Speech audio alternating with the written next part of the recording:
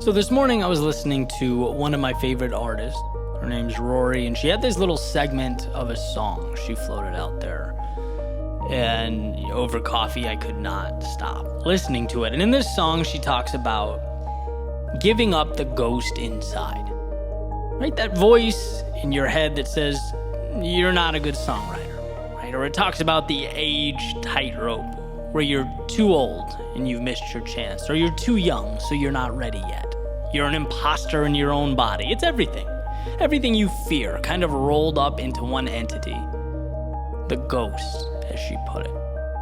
Not unlike Carl Jung's idea of the shadow. It's everything we don't want to be, but fear we are.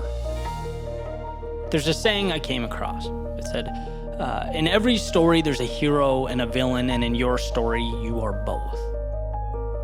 Which is interesting. And you have contained within you everything that will equate to your growth and your success and your happiness. You are your own knight in shining armor.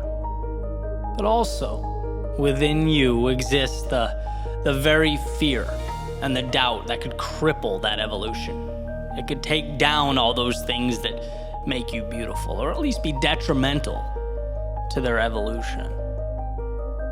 And why I love this particular message, why it felt so beautiful and real, was because it felt to me not a denial that our adversary exists within us, but that it feeds off of the energy that we give it and that we can minimize its control.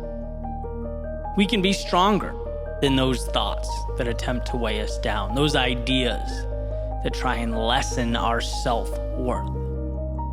In the book The Tools by Phil Stutz and Barry Michaels, they talk about this, the understanding that fear of being what we don't want to, the ghosts and shadows, it's not just you, but in every single one of us.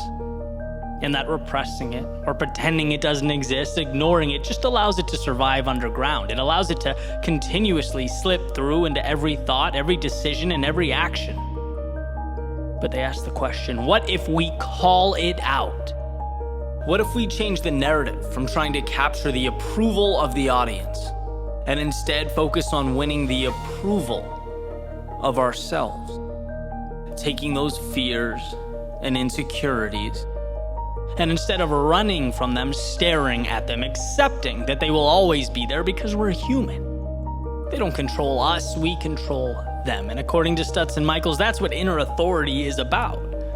Oh, hey, here are my insecurities right there. I see them. I understand what they are. But guess what? They don't get to drive this ship. Sorry.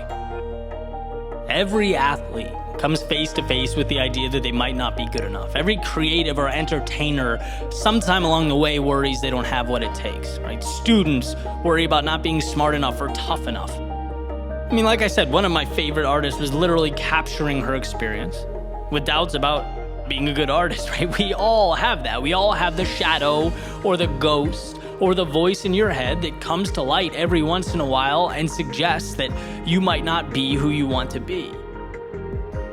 And so the point is, don't think you're alone in those emerging thoughts, and most importantly, understand that they don't have control over you. They exist, and they always will. As long as we're human, they'll emerge. So don't be ashamed or repress them or hide them. Most importantly, don't doubt yourself. Smile and understand them. You have so much to give to the world. A world that, by the way, is challenging. It will push back, present hardships. Progress is tough, and before you can cope with the external, you have to understand the internal. You have to accept the shadow and reacquire control from that lowly ghost inside. Realize they're not deciders of fate. They're spectators, watching your journey, not mapping it. And when we get that, once we are free of those constraints, we are free to be ourselves and enjoy the ride.